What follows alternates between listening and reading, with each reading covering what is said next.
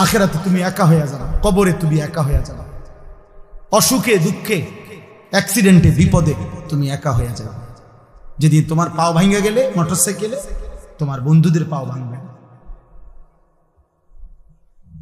তুমি যদি ডায়াবেটিসে বা মারাত্মক কোনো বিমারিতে আক্রান্ত হয়ে দুর্বল হয়ে যাও, বন্ধুরা কেউ পাশে থাকবেন।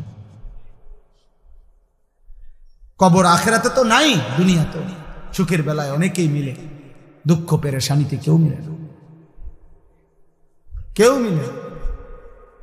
আল্লাহ আমাদেরকে হেফাজত করে, আল্লাহ আমাদের ছেলেদেরকে আখলাক দান করে, আল আহদাফ ফাউন্ডেশন আল্লাহ তাআলা কবুল করে।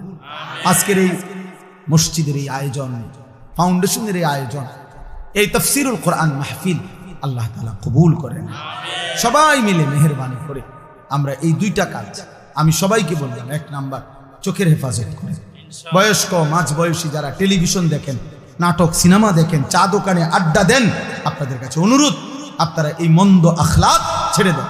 চা খান, কোনো মানা নেই, চা দোয়ানের বিরুদ্ধে আমি বলি না। চা খান আমার সময়, চা আমিও তো খাই, কিন্তু বেডি চান কেন? নর্তকী দেখেন কেন? নাটক সিনেমা দেখেন কেন? 60 বছরে যার লজ্জা হয় নাই, ও তো বেটা এত বুড়ো বয়সে যদি লজ্জা শরম না হয়, আপনার আখিরাত কি হবে?